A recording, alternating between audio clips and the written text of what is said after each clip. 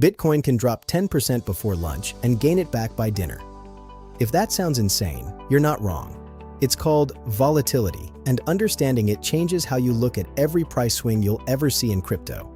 Every asset moves, stocks move, bonds move, but crypto moves harder and faster than almost anything else you can invest in.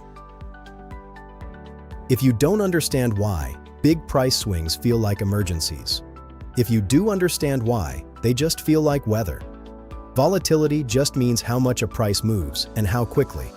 A low volatility asset creeps along slowly. A high volatility asset can swing double digits in a single day. Crypto sits at the high end of that scale. That's not a flaw in the system. It's a side effect of how new and how thin these markets still are compared to something like the stock market. Three things drive it. First, crypto markets are still small compared to global stock markets, so it takes less money to move the price a lot. Second, sentiment moves fast. A single headline, a tweet, or a regulation announcement can shift buying and selling in minutes. Third, crypto trades every hour of every day. There's no closing bell to let things settle overnight, so price discovery never really pauses. This is where the word drawdown comes in. A drawdown is simply the drop from a recent high to a lower point.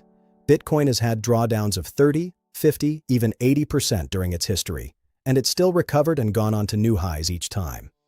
A drawdown isn't a verdict on whether an asset is broken, it's just a measurement of how far price has pulled back.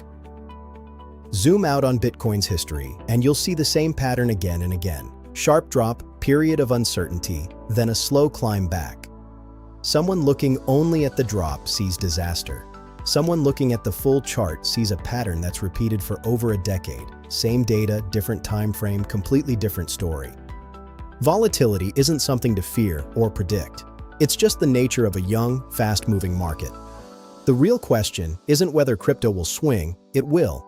The question is how you build a strategy that holds up when it does. Bitcoin's actually down 30% this year.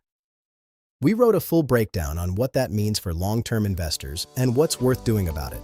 Links in the description.